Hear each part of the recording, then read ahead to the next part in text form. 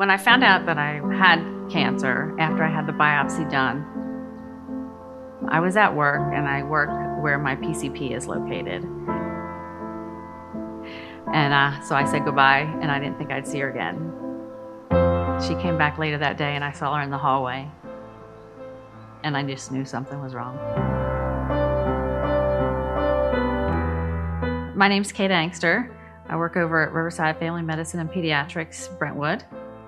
I'm married. I have 2 children. I was diagnosed at my mammogram this year that I had done in January of 2020. My mom is also a breast cancer survivor. Hers was actually a different type of cancer than mine. So she had different outcomes and different things going on. With mine being as aggressive as it was, I went my route. Kate and I actually were colleagues before she was my patient, so it was very humbling for me when I graduated and came back here as faculty when she asked me to be her primary care doctor.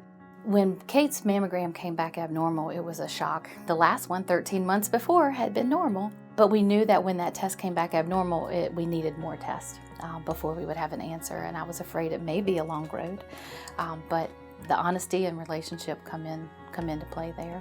Breast cancer is a hereditary cancer, but it is also a cancer that can occur without any hereditary disposition at all. Most breast cancers are not genetic. So women who are at average risk still need to have screening testing done. Women who are at higher risk because they have a family history or they already have known genetic predispositions, they will actually be people who are plugged in with an oncologist, plugged in with a geneticist much earlier, depending on when the cancer occurred in a first-degree relative. My husband and I went over whether I was going to do a mastectomy, a lumpectomy, and how I wanted to go. My husband and I had thought about it, and we just went with the lumpectomy. After the surgery, I was set up to do my chemotherapy. We had a double drug chemotherapy in the beginning, and it was every other week.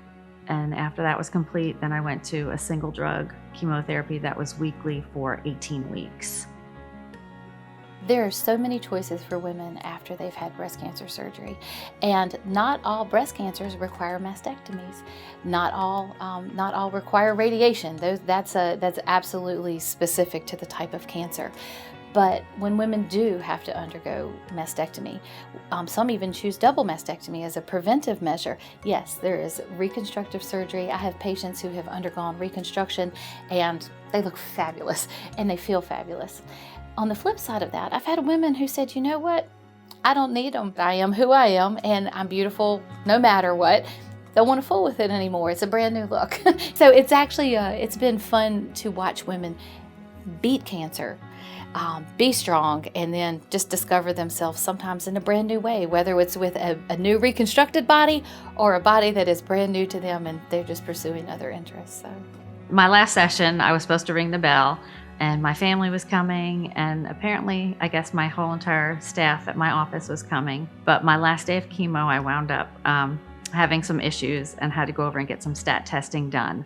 So I wasn't able to ring the bell on that day. I came back for a follow-up visit about a week later, and just my family and friends came, and they brought the bell out on the decking upstairs. And so my family got to stay down in the parking lot, and the nurses all came out on the deck with me, and I got to ring the bell there, so they got to see it all.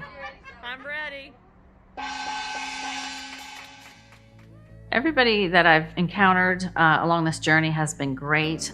If I have any questions, they get back to me right away. They always welcome me by my name every day I come in and say, hey, how you doing? I've, met some wonderful people on this journey. Women who are afraid of having mammography, I really want them to talk to their primary care doctor about it.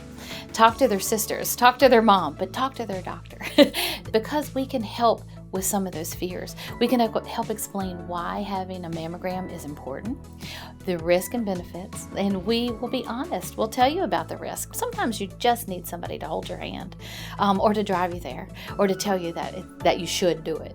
And so I would talk to women that way about the importance of doing it.